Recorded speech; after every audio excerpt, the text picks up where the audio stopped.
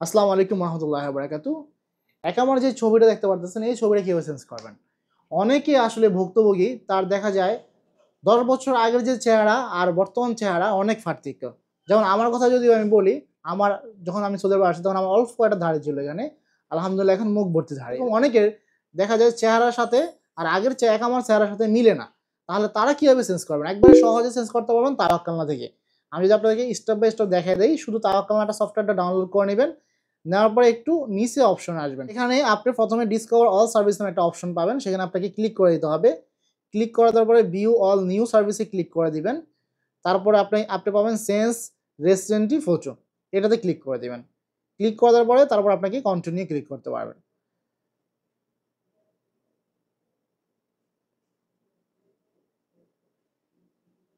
আপনাকে একটু ওয়েট করতে হবে, লোডিং নিচ্ছে। আপনি চেঞ্জ রেসিডেন্টি ফটো নামে ক্লিক করতে হবে।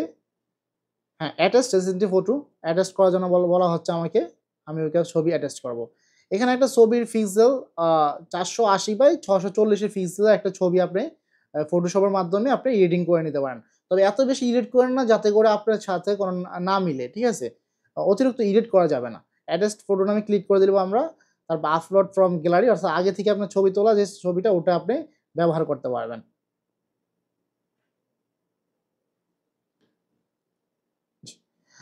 ছবিটা আমি নিয়ে আসছি।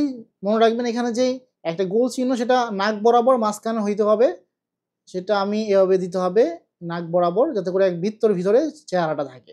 ঠিক আছে? স্যাক ফটোতে ক্লিক করে দিব। হ্যাঁ, দেখা যাচ্ছে ছবিটা নিচ্ছে না। তার যেই একামাটা আছে সেটার সাথে হয়তোবা কোনো কিছু মিলতেছে না। আমি আবার একটু ট্রাই করে দেখব।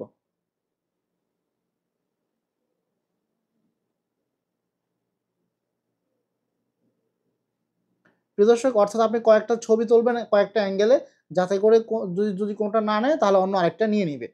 প্রিয় দর্শক, দেখা যাচ্ছে ওই ছবিটা নিয়ে নিছে। পরবর্তীতে আমি যখন আবার এই রিকোয়েস্ট করছি, তো আমার দেখতে পারতেছেন এই ছবিটা অলরেডি কিন্তু আপনার ফটো ইজ অ্যাকসেপ্টেড লেখা আসছে।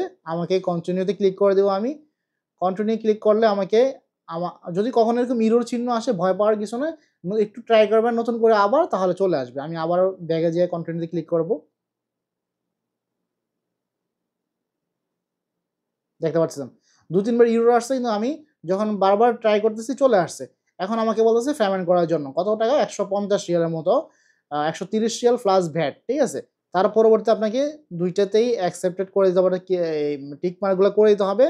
কন্টিনিউ টু পেমেন্টে ক্লিক করে দিতে হবে। কন্টিনিউ টু পেমেন্ট ক্লিক করলে আপনাকে কার্ড নাম্বার, অর্থাৎ আপনার একটা ভিসা কার্ড দিয়ে বা মাদা কার্ড দিয়ে আপনি পেমেন্ট করতে হবে।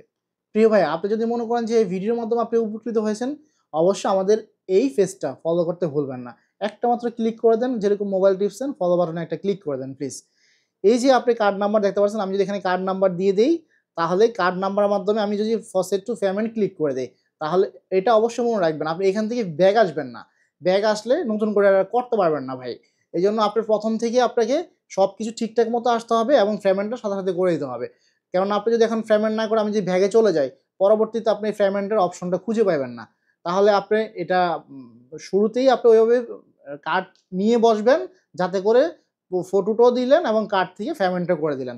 আশা করি এই পেমেন্টের পরে সম্পূর্ণ কাজটা সাকসেসফুল ভাবে সবকিছু পরিবর্তন হয়ে যাবে।